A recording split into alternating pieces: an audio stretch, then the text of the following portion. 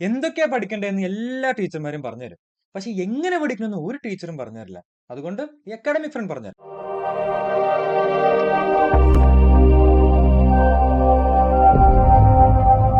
So welcome back to the Meet Your Academic Friends session by Kerala's #1 online tuition platform, Teacher. ഇപ്പോൾ നമ്മുടെ episode 6ൽ നമ്മൾ കാണാൻ പോകുന്നത് how to learn എന്നാണ്. എങ്ങനെ പഠിക്കാം. അതായത് ചുമ്മാ പഠിക്കുന്ന എല്ലാവരും പറയും. ഇങ്ങനെ പഠിക്കുന്ന ആരും പറഞ്ഞിരുന്നില്ല, മനസ്സിലായി. ഞാൻ ഒരു പ്രോപ്പർ ആയിട്ടുള്ള ഒരു സയന്റിഫിക് മെത്തേഡ് നിങ്ങൾക്ക് പറഞ്ഞുതരാം. ഒരു സ്റ്റെപ്പ് ബൈ സ്റ്റെപ്പ് ഒരു പ്രോസസ്സ് അങ്ങോട്ട് പറഞ്ഞുതരാം. അത് നിങ്ങളുടെ ഒരു കേപ്പബിലിറ്റിയും ആ ഒരു ഐക്യം അനുസരിച്ച് നിങ്ങൾക്ക് അത് മോഡിഫൈ ചെയ്യാം. പക്ഷെ ഒരു ബേസ് ലൈൻ സ്ട്രക്ചർ ഞാൻ പറഞ്ഞുതരാം. അപ്പോൾ ആദ്യം തന്നെ എനിക്ക് പറയാനുള്ളത് 2 ടൈപ്പ് ഓഫ് സബ്ജക്ട്സ് ആണ് നമുക്ക് പൊതുവെ പഠിക്കാനുള്ളത്. ഒന്ന് ഇൻഫർമേഷൻ ബേസ്ഡ് സബ്ജക്ട്, പിന്നെ ഒന്ന് സ്കിൽ ബേസ്ഡ് സബ്ജക്ട്. അപ്പോൾ ഇൻഫർമേഷൻ എന്ന് പറയുന്നത് യൂഷ്വലി തിയറി കണ്ടന്റ് മാത്രമേ ഉണ്ടാവുള്ളൂ. സ്കിൽ ബേസ്ഡ് ആണെങ്കിൽ കുറച്ച് തിയറിയും കൂടുതൽ പ്രാക്ടിക്കൽ പ്രോബ്ലം സോൾവ് ചെയ്യുന്ന ടൈപ്പ് ഓഫ് സാധനങ്ങളാണ്. അപ്പോൾ ഇൻഫർമേഷൻ ഏതൊക്കെയാണ്? സോഷ്യൽ, ബയോളജി, പിന്നെ ഇംഗ്ലീഷ്, അങ്ങനത്തെ ചാപ്റ്റേഴ്സ്, ഹിന്ദിയൊക്കെ. പിന്നെ ഇതിൽ തന്നെ ഇംഗ്ലീഷ് എങ്ങനെ പഠിക്കുന്നു ഡീറ്റെയിൽ ആയിട്ട് ഒരു വീഡിയോ ഞാൻ ചെയ്തിട്ടുണ്ട്. ഈ ലിങ്ക് കയറി നോക്കിയാൽ സ്കിൽ ബേസ്ഡ് ആകുമ്പോൾ എന്താവും മാത്സ്, ഫിസിക്സ്, കെമിസ്ട്രി, വർക്കൗട്ട്സും കാര്യങ്ങളൊക്കെ ഉള്ള സംഭവങ്ങളാണ്. ഇത് രണ്ടും 2 രീതിയിലാണ് നമ്മൾ അപ്രോച്ച് ചെയ്യാൻ പോകുന്നത്. അപ്പോൾ ഇൻഫർമേഷൻ ബേസ്ഡ് സബ്ജക്ട്സ് എങ്ങനെ പഠിക്കുമെന്ന് ഈ വീഡിയോയിൽ പറഞ്ഞുതരാം. മറ്റേത് സ്കിൽ ബേസ്ഡ് എങ്ങനെ പഠിക്കുന്നു അടുത്ത വീഡിയോ നമുക്ക് കാണാം. അപ്പോൾ ഇൻഫർമേഷൻ ബേസ്ഡ് സബ്ജക്ട് എന്ന് പറയുമ്പോൾ മോസ്റ്റ്ലി തിയറി കണ്ടന്റ്സ് ആയിരിക്കും വരാൻ പോകുന്നത്. അപ്പോൾ ഈ വീഡിയോ കാണുന്ന ഒരു പകുതി പേരും എനിക്കറിയാം, അവർക്ക് തിയറി എന്ന് പറഞ്ഞാൽ കണ്ണെടുത്താൽ കണ്ടുകൂടാ അല്ലേ. നിങ്ങൾക്കത് ഓർത്ത് വെക്കാൻ ഒരു ബുദ്ധിമുട്ടുണ്ട്, റൈറ്റ്. ഇനി പ്രോബ്ലംസ് ആയിരിക്കും നിങ്ങൾക്ക് കൂടുതൽ ഫേവറബിൾ ആയിട്ട് വരുന്നത്. അത് ഭയങ്കര ഈസി ആയിട്ട് നിങ്ങൾക്ക് വർക്കൗട്ട് ആവും അല്ലേ. പക്ഷെ എന്തായാലും തിയറി സബ്ജക്ട്സിലാണ് ഭയങ്കര കൂടുതൽ മാർക്ക് കിട്ടാനുള്ള പോസിബിലിറ്റി ഉള്ളത്. അത് നമുക്ക് വെറുതെ വിടാനും പറ്റില്ല അല്ലേ. ഫണ്ടമെന്റൽ ആയിട്ട് നമ്മൾ മര്യാദക്ക് വായിക്കണം. എന്നാൽ മാത്രമാണ് ഈ സാധനം നമ്മുടെ ബ്രെയിനിലേക്ക് കയറുള്ളൂ, റൈറ്റ്. അപ്പോൾ ഇത് വായിക്കാനുള്ള ഒരു നല്ലൊരു രീതിയുണ്ട്. അതായത് നമ്മുടെ കണ്ണിൻ്റെ സ്പീഡ് കുറച്ച് സ്ലോ ആണ്, നമ്മുടെ ബ്രെയിൻ കുറച്ചും കൂടി ഫാസ്റ്റാണ്. അപ്പോൾ നമ്മളിങ്ങനെ ഇരുന്ന് ബുക്ക് വായിക്കുമ്പോൾ അത് നമുക്കിങ്ങനെ പെട്ടെന്ന് കുറച്ച് ഈ കണ്ണ് സ്ലോ ആയതുകൊണ്ട് നമ്മൾ എഫിഷ്യൻ്റ് അല്ല ആ പ്രോസസ്സ്. അതുകൊണ്ട് ഒരു ഫിംഗർ റീഡിങ് ടിപ്പ് ഞാൻ പറഞ്ഞുതരാം. ഫോർ എക്സാമ്പിൾ നോക്കുകയാണെങ്കിൽ ഇത് chapter 5 of biology of class 9 ആണ്, ഫണ്ടമെൻ്റൽ യൂണിറ്റ് ഓഫ് ലൈഫ്. അപ്പോൾ ഈ ചാപ്റ്റർ ഞാൻ പഠിക്കുമ്പോൾ ഞാൻ എങ്ങനെ വായിക്കും? അപ്പോൾ എനിക്കിത് ഇങ്ങനെ സ്ക്രോൾ ചെയ്ത് ഇങ്ങനെ വായിക്കാം. പക്ഷെ അതിനേക്കാളും നല്ലത് ഇപ്പോൾ ഞാൻ ഫിംഗർ ഇതിനനുസരിച്ച് ഇതിനെ നീക്കുവാണെങ്കിൽ എനിക്ക് കുറച്ചും കൂടി ഈസിയർ ആണ് ഇത് ശ്രദ്ധിക്കാൻ. ഓക്കെ, അപ്പോൾ എൻ്റെ കണ്ണ് കാണുന്നതിനേക്കാളും ഫാസ്റ്റായിട്ട് ഈ ഫിംഗറിനൊപ്പം ഞാൻ ഫോളോ ചെയ്ത് കഴിഞ്ഞാൽ കുറച്ചും കൂടി സ്പീഡിൽ ഇത് വായിക്കാം, കുറച്ചും കൂടി എഫിഷ്യൻ്റ് ആയിട്ട് തന്നെ മനസ്സിലേക്ക് കയറും. അപ്പോൾ ഇത് എങ്ങനെ വായിക്കേണ്ടത് നിങ്ങൾ പഠിച്ചു. ഇനി ഈ വായിച്ച സാധനം എഫിഷ്യൻ്റ് ആയിട്ട് നമ്മുടെ മനസ്സിലേക്ക് കയറാനായിട്ടുള്ള ഒരു ടെക്നിക്കാണ് ഞാൻ പറഞ്ഞത്. അതായത് നിങ്ങൾ നോട്ട്സ് എഴുതാം, സിമ്പിളായിട്ട് പറയുകയാണെങ്കിൽ. അതായത് ഇപ്പോൾ നിങ്ങൾ സ്കൂളിലൊക്കെ ടീച്ചർമാർ നോട്ട് തരും. ഓക്കെ, അപ്പോൾ പൊതുവേ സംഭവിക്കുന്നത് വെച്ച് കഴിഞ്ഞാൽ ടീച്ചർമാർ ഇങ്ങനെ റിസൈറ്റ് ചെയ്യണം, ഇങ്ങനെ പറഞ്ഞുകൊണ്ടിരിക്കും, നമ്മളതിങ്ങനെ എഴുതിയെടുത്തുകൊണ്ടേയിരിക്കും. ഈ സമയത്ത് നമ്മൾ ചിലപ്പോൾ വേറെ എന്തെങ്കിലുമൊക്കെ പോലെ ഫുട്ബോളോ വല്ല സിനിമയോ അങ്ങനത്തെ കാര്യങ്ങളൊക്കെ ആയിരിക്കും ആലോചിക്കുന്നത്. മൈൻഡ്ലെസ് ആയിട്ടായിരിക്കും നമ്മൾ നോട്ട്സ് എഴുതുന്നത്.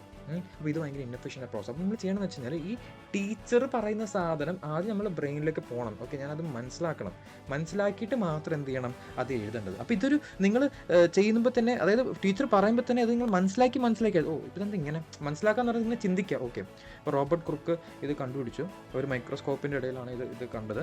അതിന് ഹണി ഷേപ്പാണ്, ഹണി കൂമ്പ് ഷേപ്പ് എങ്ങനെ. ഓക്കെ, ഇനി അതിനെ സെല്ലെന്ന് വിളിച്ചു. കണ്ട, ആ ഒരു മൈൻഡ്ഫുൾനെസ് വേണം നിങ്ങൾ നോട്ട്സ് എഴുതുമ്പോൾ. അല്ലാതെ നിങ്ങൾ ടീച്ചർ പറയുന്ന കാര്യം നേരെ നോട്ടിലേക്ക് പോകരുത്, ബ്രെയിനിലൂടെ വേണം പോകണം. ഓക്കെ, അപ്പോൾ ഇത് തന്നെ ഇപ്പോൾ നിങ്ങൾ സപ്പോസ് നിങ്ങൾ സ്വന്തമായിട്ട് നിങ്ങൾ പഠിക്കുമ്പോൾ ടെക്സ്റ്റ് ബുക്ക് നോക്കി പഠിക്കുമ്പോൾ നിങ്ങളുടേതായിട്ടുള്ള നോട്ട്സ് നിങ്ങൾ പ്രിപ്പയർ ചെയ്യണം. ഈ കേസിലാണെങ്കിൽ ടീച്ചർ ആയിരിക്കില്ല, ടെക്സ്റ്റ് ബുക്ക് ആയിരിക്കും. ഇപ്പോൾ ടെക്സ്റ്റ് ബുക്ക് ആണെങ്കിൽ പോലും നിങ്ങൾ എന്ത് ചെയ്യണം, അത് മനസ്സിലാക്കിയിട്ട് പ്രോസസ്സ് ചെയ്തിട്ട് വളരെ ഷോർട്ടായിട്ട് മാത്രം എഴുതിയാൽ മതി. എല്ലാം അതേപോലെ കോപ്പി ചെയ്ത് നോട്ട് ഉണ്ടാക്കിയിട്ട് വീണ്ടും ഒരു ടെക്സ്റ്റ് ബുക്ക് ഉണ്ടാക്കേണ്ട ആവശ്യമില്ല. അപ്പോൾ ഞാൻ ഈ ചാപ്റ്റർ പഠിക്കുവാണെങ്കിൽ എങ്ങനെയാണ് പഠിക്കുന്നത് ഞാൻ പറഞ്ഞുതരാം. അപ്പോൾ ആദ്യം തന്നെ ഞാനിതൊരു ന്യൂസ് പേപ്പർ വായിക്കുന്ന പോലെ ജസ്റ്റ് ഇങ്ങനെ മനസ്സിലാതെ ഇങ്ങനെ വായിക്കും.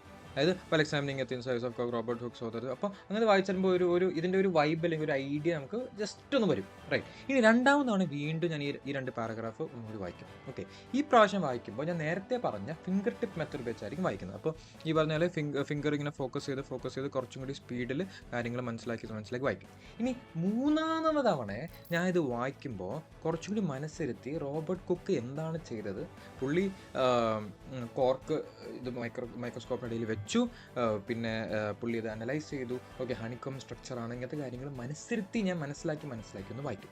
ഇതേ സമയം തന്നെ ഞാൻ നോട്ട് എടുക്കാൻ തുടങ്ങും. അപ്പോൾ എൻ്റെ നോട്ട് ഇങ്ങനെ ഇരിക്കും. അപ്പോൾ ഫണ്ടമെൻ്റൽ യൂണിറ്റ് ഓഫ് ലൈഫ് എന്ന രീതിയിൽ ആദ്യം ഹെഡിങ് എഴുതും, എന്നിട്ട് ഈ ഒരു പേപ്പർ 2ആയിട്ട് മടക്കും, റൈറ്റ്. എന്നിട്ട് ലെഫ്റ്റ് സൈഡിൽ ചെറിയ സബ് ഹെഡിങ്സ് കൊടുക്കും. For example Robert hook, first തന്നെ റോബർട്ട് ഹുക്കിനെ പറ്റി സംസാരിക്കുന്നത്. റോബർട്ട് ഹുക്ക് എന്ത് ചെയ്തു? ഓക്കെ, റൈറ്റ് സൈഡിൽ ഞാൻ മെൻഷൻ ചെയ്യും. Examine thin slice of cork under a microscope. Cork എന്താണ്? Cork it comes from a bark of a tree. Okay, അതിന് എന്ത് സ്ട്രക്ചർ? അപ്പോൾ നമ്മളത് അനലൈസ് ചെയ്തല്ലോ മൈക്രോസ്കോപ്പിൽ. അപ്പോൾ എന്ത് സ്ട്രക്ചറാണ്? ഹണിക്കും സ്ട്രക്ചർ. അപ്പോൾ അത് മെൻഷൻ ചെയ്യും. എന്നിട്ട് പുള്ളി എന്താ അതിനെ ചെയ്ത്? അതിനെ സെൽ എന്ന് വിളിച്ചു. ഏത് വർഷം? 1665. ഇത്രയും കാര്യങ്ങൾ ഈ 2 പാരഗ്രാഫ് 4 ലൈനിൽ ഞാൻ ചുരുക്കി. അപ്പോൾ ഇനി ഞാനിത് പഠിക്കാൻ പോകുമ്പോൾ, ഇത് റിവിഷൻ ചെയ്യാൻ പോകുമ്പോൾ, ഇത് ഫുള്ള് 2-3 പാരഗ്രാഫ് ഇരുന്ന് വായിക്കേണ്ട ആവശ്യമില്ല. ഈ 4 ലൈൻ പഠിച്ചിട്ട് കാര്യങ്ങൾ പെട്ടെന്ന് മനസ്സിലാക്കി പോയിക്കിട്ടേ ആയിരിക്കണം. ചില കേസസിൽ ഞാൻ എന്തെന്ന് വെച്ച് കഴിഞ്ഞാൽ ഇത് ഓരോ സെൻറ്റൻസിൻ്റെ അടുത്ത് ഓരോരോ ഇമേജ് വരച്ച് വെക്കും. ഫോർ എക്സാമ്പിൾ ഇത് ഹണിക്കോം സ്ട്രക്ചർ ആണെങ്കിൽ ഹണിക്കോമ്പിൻ്റെ ആ ഒരു എക്സഗൻ ഷേപ്പ് ഞാൻ വരച്ച് വെക്കും. പിന്നെ സെല്ലാണെങ്കിൽ പുള്ളി എന്താണ്? ഇറ്റ്സ് വേർഡ് ഫോർ ബോക്സസ് എന്നാണ്. അപ്പോൾ ഒരു ബോക്സ് ആയിട്ട് വെക്കും. BARC of a tree. അപ്പോൾ ബാർക്ക് ഓഫ് എ ട്രീ എന്ന് പറഞ്ഞു കഴിഞ്ഞാൽ ഒരു ട്രീൻ്റെ ഏറ്റവും ഔട്ടർ സ്കിന്നില്ലേ നമുക്കിങ്ങനെ ചെത്തി എടുക്കാമല്ലോ. അപ്പോൾ അതാണ് ബാർക്ക് ഓഫ് എ ട്രീ. അപ്പോൾ അതിങ്ങനെ ഒരു മരം വരച്ച് വെക്കും. അപ്പോൾ എൻ്റെ മനസ്സിൽ ഇതൊക്കെ കണക്ഷനാണ്. റോബർട്ട് ഹുക്ക് എന്ത് ചെയ്യുന്നു? ഒരു മൈക്രോസ്കോപ്പിൽ ഇത് നോക്കുന്നു, അതിൻ്റെ അകത്ത് ഒരു ഹണിക്കോമ്പ് കാണുന്നു. റൈറ്റ്, ഇങ്ങനെ ഒരു സാധനം എനിക്ക് ഒരു പിക്ചറൈസ്ഡ് സാധനം ചെയ്യാം. അപ്പോൾ ഇതിൻ്റെ അഡ്വാൻസ്ഡ് വെർഷനാണ് ഒരു മൈൻഡ് മാപ്പിംഗ് ടെക്നിക്ക് എന്ന് പറയുന്നത്.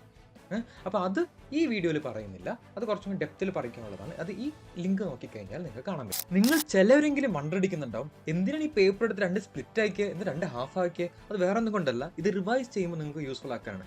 അതായത് റിവിഷൻ ടൈമിൽ നിങ്ങൾ ഈ നോട്ട് എടുക്കുമ്പോൾ നിങ്ങളിത് നോക്കി ചുമ്മാ വായിച്ചുകൊണ്ടിരുന്ന റിവിഷൻ സെറ്റ് ആകത്തില്ല.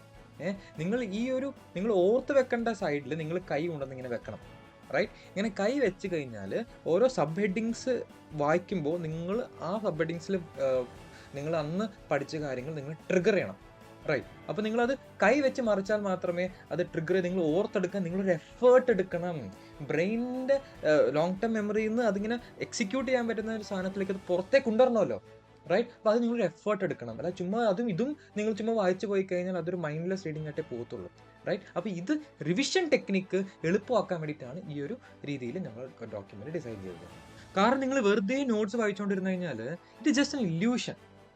നിങ്ങളവിടെ പഠിത്തം നടക്കുന്നില്ല. അതാ ഞാൻ പറയണം, reading notes just gives illusion of learning. പഠിക്കാൻ പോകണ പോലെ തോന്നൽ മാത്രമേ ഉള്ളൂ. അത് ഓർമ്മയിൽ വെക്കുന്നത് ലോങ് ടേം മെമ്മറിയിലേക്ക് പോയി ഒരു ഗ്യാരണ്ടി ഇല്ല. ഒരു ഉദാഹരണത്തിന് നിങ്ങളുടെ ഫേവറേറ്റ് മൂവി നിങ്ങൾ മനസ്സിലേക്ക് കൊണ്ടുവരാം. ഇത് ഞാൻ പറയണം, ഇതെല്ലാം സീൻ ബൈ സീൻ നിങ്ങൾ എഴുതി വെക്കാൻ പറയണം, അല്ലെങ്കിൽ ഓർത്ത് പറയാൻ പറയണം. നിങ്ങൾക്ക് പറ്റില്ലല്ലോ. പക്ഷേ ഇതേ സിനിമ ഞാൻ നിങ്ങളുടെ മുമ്പിൽ ഡിസ്പ്ലേ ചെയ്തുകൊണ്ടിരിക്കുകയാണ്. റൈറ്റ്, ഇതിങ്ങനെ കാണിച്ചുകൊണ്ടിരുന്നിട്ട് ഞാൻ പോസ് ബട്ടൺ നിൽക്കി, എന്നിട്ട് പറഞ്ഞാൽ അടുത്ത സീൻ എന്തായിരിക്കും സംഭവിച്ചത് അപ്പം നിങ്ങൾക്ക് പറയാൻ പറ്റും അല്ലേ? അതുകൊണ്ടാണ് നിങ്ങൾ റിവിഷൻ സമയത്ത് ഒരു സൈഡ് കൈകൊത്തി ഓർത്തെടുത്ത് ശ്രമിച്ച് നിങ്ങൾ പഠിക്കാൻ നോക്കുക. ഓക്കെ, ഇനി സോഷ്യൽ പോലത്തെ സബ്ജക്റ്റാണ് നിങ്ങൾ പഠിക്കണമെങ്കിൽ നിങ്ങളുടെ ഇമാജിനേഷൻ നിങ്ങൾ മാക്സിമം എക്സ്പ്ലോയിറ്റ് ചെയ്യണം. ഫോർ എക്സാമ്പിൾ പറയുകയാണെങ്കിൽ നിങ്ങളൊന്ന് കണ്ണടച്ചേ, ഞാനും കണ്ണടക്കണം. നീ എന്തിനാ കണ്ണുറന്നേ? കണ്ണെടുക്ക്. ഇപ്പോൾ നമ്മൾ ഇൻഡിപെൻഡൻസ് ഡേ, ഇപ്പോൾ നാളെ ഇൻഡിപെൻഡൻസ് ഡേ ആണെന്ന് വിചാരിക്കും. ഇപ്പോൾ നിങ്ങൾ ജവഹർലാൽ നെഹ്റു ആണ്, നിങ്ങൾ ന്യൂ ഡൽഹിയിൽ പാർലമെൻറ്റ് ഹൗസിൽ ഇങ്ങനെ ഇരിക്കുകയാണ്. അപ്പോൾ നിങ്ങൾ ചുറ്റിനും ഗാന്ധിജി ഉണ്ട്, ഡോക്ടർ രാജേന്ദ്ര പ്രസാദ് ഉണ്ട്, പിന്നെ സ്റ്റേജിൽ ഒരുപാട് ആൾക്കാർ ഇങ്ങനെ നിൽക്കുന്നുണ്ട് നിങ്ങളുടെ സ്പീച്ച് കേൾക്കാനായിട്ട്. അപ്പോൾ ജവഹർലാൽ നെഹ്റു എന്താണെന്ന് പറഞ്ഞത് അത് നിങ്ങളൊന്ന് ഇമാജിൻ ചെയ്യാം. At the stroke of midnight hour when the world sleeps, India will awake to life and freedom. അപ്പോൾ ഇതിങ്ങനെ സംസാരിക്കുമ്പോൾ എല്ലാ ആൾക്കാരും കൈയടിക്കാണ്. ഓക്കെ, അപ്പോൾ ആ മുറിയിലുള്ള എക്കോയും ആ കയ്യടിയും അങ്ങനത്തെ കാര്യങ്ങളെല്ലാം നമ്മളിങ്ങനെ കേൾക്കുവാണ്. മനസ്സിലായോ? അങ്ങനെയാണ്. ഇനി കണ്ണുറന്നോട്ടോ. അപ്പോൾ ആ ഒരു വൈൽഡ് ഇമാജിനേഷൻ നിങ്ങൾ ക്രിയേറ്റ് ചെയ്യണം.